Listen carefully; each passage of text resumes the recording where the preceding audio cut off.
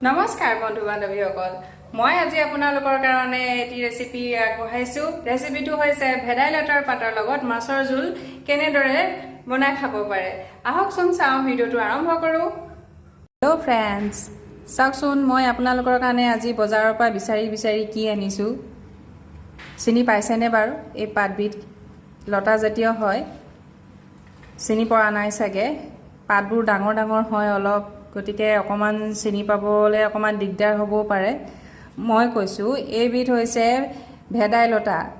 ভেদাইলতাৰ গুণাগুণখিনিটো আপোনালোকে জানেই তথাপিও মই যিসকলে নাজানে ইয়াৰ গুণাগুণ অলপ কওঁ যে ইয়াত বহুতখিনি ঔষধি গুণেই আছে হাড়ৰ কাৰণে ভাল কেলছিয়ামো পোৱা যায় আইৰণো পোৱা যায় আৰু গাৰ বিষ বা হাড়ৰ বিষ হৈ থাকিলে এইবিধ পাতৰ সৈতে যদি আঞ্জা বা তৰকাৰী বনাই খায় তেতিয়া খুব ভাল সোনকালে বিষ ভাল হয় আমিতো সৰুৰ পৰা এইবিলাক খায়ে ডাঙৰ হৈছোঁ গাঁৱৰ ঘৰতো হাবিয়ে জংঘলে এইবিলাকে পাওঁ বুটলি আনো কিন্তু ইয়াত এতিয়া টাউনৰ মাজত কি হৈছে মই আজি বহুত সময় বজাৰত আজি 3-4 দিনৰ পৰা বিচাৰি আজি পালোগে আৰু এতিয়া আপোনালোকক মই ইয়াৰে এটি ৰেচিপি বনাম মাছৰ লগত বনাই খাবলৈ কিছুমান ঠায়ে ইয়াত একেবাৰে সৰু পাতো পোৱা হয় ইয়াত কিন্তু এইখিনি ডাঙৰ হৈছে পাতখিনি সব কেইবাবিধো আছে ভেদাইলতাৰ পাত কিন্তু এইবিধ হৈছে ডাঙৰ ইয়াৰ অলপ গোন্ধটো কম আছে আজি মই মাছৰ লগত মই এই ভেদাইলতাৰ পাত কেনেকৈ জোল বনাই খাই তাৰে এটি সাধাৰণ ৰেচিপি আপোনালোকক দেখুৱাম মছলাৰ ভিতৰত মই লৈছো পিয়াজ দুটা বিলাহী এটা নহৰু আদা আৰু ইয়া ভেদাইলতা পাতখিনি মই এনেকৈ মিক্সিত গুৰি কৰি লম আৰু ইয়াতে দুটামান জিৰা আৰু ধনিয়া দি দিছো ভেদাইলতা পাতখিনি মিক্সিত নহলেও পটাত পিহি ললেও হয় এতিয়া যিহেতু মোৰ সেইখিনি সুবিধা নাই মই একেবাৰে মিক্সিতে পিছি লৈছো আৰু বিশেষ ইয়াত কোনো অন্য মছলাৰ প্ৰয়োজন নহয় মই আপোনালোকক কৈছোৱে যে স্বাস্থ্যৰ কাৰণে মই দিছো গতিকে মই বেছি মছলা ইয়াত ব্যৱহাৰ নকৰো মছলাৰ ভিতৰত মোৰ লাগে পিয়াজ নহৰু আদা বিলাহী আৰু বিলাহীটো নহলেও হৈ যায় আৰু ইয়াত মই ইনে অকমান গোন্ধৰ কাৰণে জিৰা আৰু ধনিয়া দি দিছো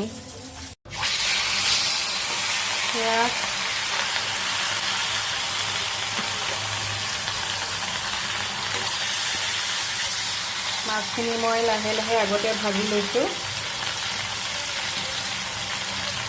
আপোনালোকে ভেদাইলতাৰ পাতৰ লগত এনেকৈ ডাঙৰ মাছ দি খাবও পাৰে আৰু নহ'লে ইয়াত সৰু মাছ হ'লেতো খুবেই ভাল ধৰক শ'ল শিঙি মাগুৰ কাৱৈ মাছ এনেকুৱা ঘৰুৱা যিখিনি আমাৰ লোকেল মাছ সেইখিনি হ'লেতো আৰু খুব ভাল হয় আৰু সৰু মাছৰ ভিতৰতো কাৱৈ শিঙি গৰৈ বা শ'ল মাছটো খুব শক্তিদায়কে হয় সেইখিনি এতিয়াতো মই ইয়াত বিচাৰি পোৱা নাই কাৰণে মই এনেকৈ ৰৌ মাছকে লৈ আহিছোঁ আজি মাছখিনি এয়া মই ৰেডি কৰি লৈছো এতিয়া লাহে এনেকৈ ফ্ৰাই কৰি লৈছো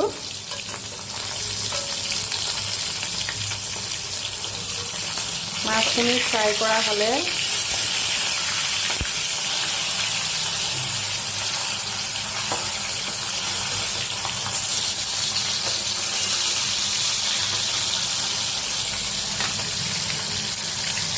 মাছখিনি এয়া ফ্ৰাই হৈ গৈছে বৰ বেছি টানকৈ ফ্ৰাই কৰিব নালাগে অলপ মজলীয়াকৈ ফ্ৰাই কৰিলেও হৈ যায় মই এতিয়া মাছটো ইমানতে কাঢ়িম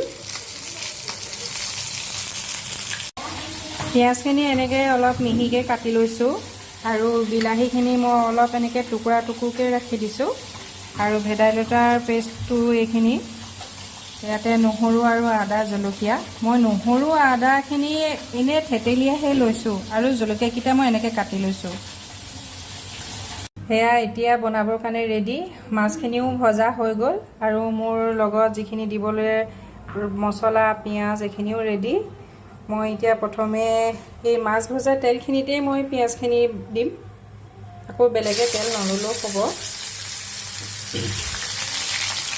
পিঁয়াজখিনিহে নৰ্মেল আপোনালোকে যেনেকৈ ঘৰত সদায় বনাই খায় তেনেকৈ অলপ পিঁয়াজখিনি ৰঙচুৱাকৈ ভাজি ল'ব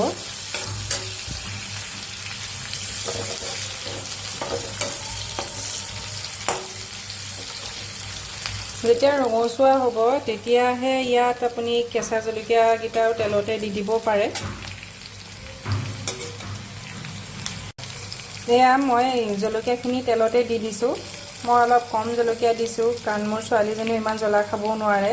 আপোনালোকে নিজৰ জোখমতে জ্বলাটো ইয়াত দিব পাৰে, বা জ্বলা যিসকলে জ্বলা নাখায় তেতিয়া জ্বলা নিদিলেও হয়।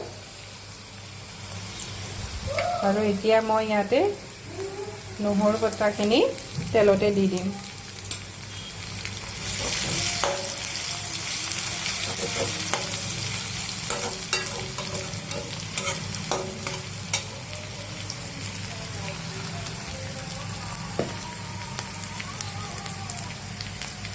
হালধি দিছোঁ ইয়াত।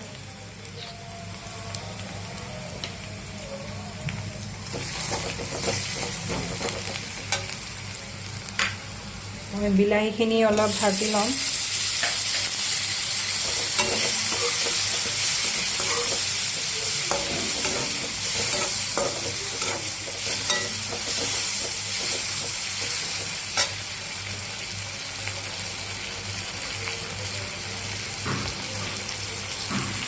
বিলাহীখিনি অলপ ভজা হৈ গৈছেগৈ।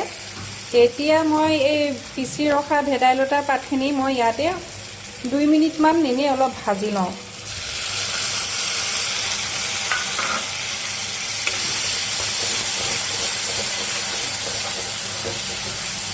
এনেই 2 মিনিটমান এনেকৈ ভাজি ল'লেও হ'ব। ইয়াৰ অলপ কেঁচা ভাৱটো অকণমান আঁতৰালেও হ'ব। বৰ বেছিকৈ ভাজিলে ইয়াৰ যিখিনি গুণাগুণ থাকে সেইখিনি নাইকিয়াই হৈ যাবগৈ।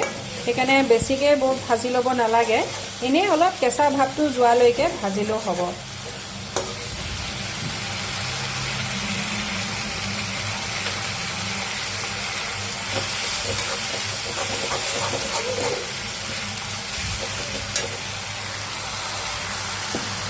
এতিয়া মই ইয়াত আন্দাজ অনুসৰি নিমখ দিম। আপোনালোকে ইয়াত যিমানখিনি পানী ব্যৱহাৰ কৰিব সেই আন্দাজ মতেহে নিমখ দিব।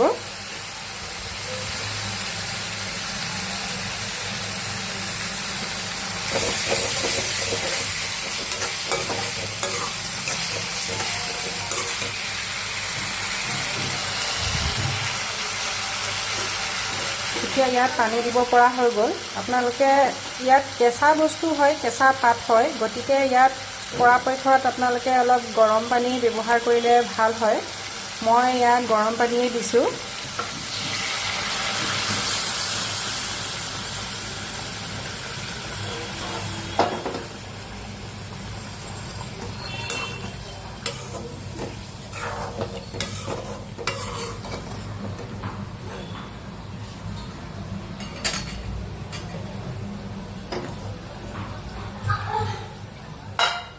আৰু পিচি ৰখা বাতিটোত যিহেতু অলপ লাগি আছিলে, সেইকাৰণে মই ইয়াতে অলপ গৰম পানী দি লাগি থকাখিনি মই ইয়াতে দি দিছোঁ।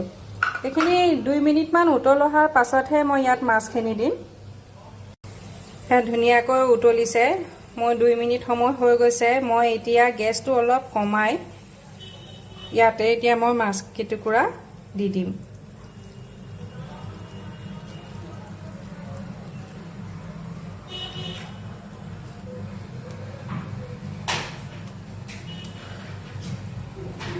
এতিয়া মই গেছটো অলপ বঢ়াই আৰু 5-10 মিনিটমান মিনিমাম আপোনালোকে 6-7 মিনিট উতলটো আহিলেও হৈ যাবগৈ, কাৰণ মই ইয়াত গৰম পানীয়ে দিছোঁ। বৰ বেছি সময় উতলাই থাকিব নালাগে। লাহেকৈ উতলিছে, 5 মিনিট হৈ গৈছে, পানীখিনিও অকণমান কমিছে। মই এতিয়াহে এই বাতি ৰখা এনেকৈ থেতেলিয়াই ৰখা আদাখিনি মই এতিয়া লাহে লাহে দি দিম। মই লগতে দিয়া নাই, তেলতো দি দিয়া নাই। কেতিয়াবা অলপ দেৰিকৈ আদাখিনি দিও অলপ কেঁচা গোন্ধ আদাৰ গোন্ধটো পালেও পাত শাকত ভাল লাগে। সেয়া মোৰ ৰেচিপি হৈ গৈছে, নমাব পৰা হৈ গ'ল। আপোনালোকে মন কৰিছে। এয়া মোৰ ভেদাইলতাৰ জোলখিনি হৈ গ'ল। ইয়াৰ ধুনীয়া এটা কালাৰ হৈছে, আপোনালোকে দেখিছে। আৰু পানী দেখিছে, মই বৰ বেছি ডাঠ কৰা নাই। এনেকৈ ভেদাইলতাৰ জোলখিনি বৰ বেছি ডাঠ কৰিলে খাবলৈ ভাল নালাগে। অলপ এনেকুৱা ধৰণৰ পনীয়া অলপ হ'লেহে খাবলৈ ভাল লাগে। এতিয়া মই এইখিনি ঠাণ্ডা হ'লে পৰিৱেশন কৰিব পাৰিম।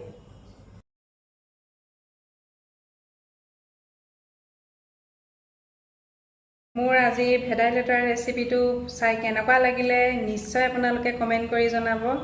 মই আপোনালোকক কৈছোঁৱেই যে যিমান পাৰোঁ মই এনেকৈ ঔষধি গুণ থকা কিছুমান খাদ্য আপোনালোকৰ আগত মই বনাবলৈ চেষ্টা কৰিছোঁ। ইয়াতে হয়তো মোৰ কিবা ভুল হৈ যাবও পাৰে, তাৰ কাৰণে মই আপোনালোকক ক্ষমা বিচাৰিছোঁ।